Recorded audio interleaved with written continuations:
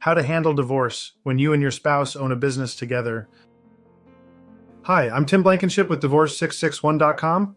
Going through a divorce is complicated enough, but when you and your spouse co-own a business, things can get even more complex. The good news is, you can get through it with a fair outcome. Here's how.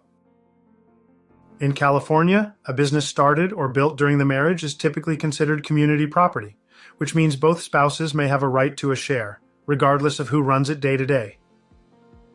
The first step is to determine the value of the business. That includes revenue, expenses, physical assets, goodwill, and any debts. Sometimes a formal valuation is needed, especially if the business is one of the biggest assets in the marriage. We helped a couple who owned a successful service business in LA.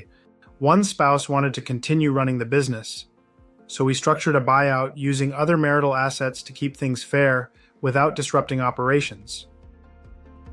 At Divorce 661, we help you outline all your options, whether that's selling the business, buying out one party, or even continuing to co-own it with clearly defined roles. We make sure your settlement spells everything out in a way the court will accept.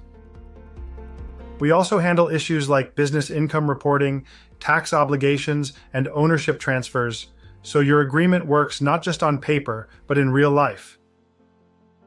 If you and your spouse share a business and need help navigating divorce, visit Divorce661.com for a free consultation. We'll help you divide the business fairly and finalize your divorce with confidence.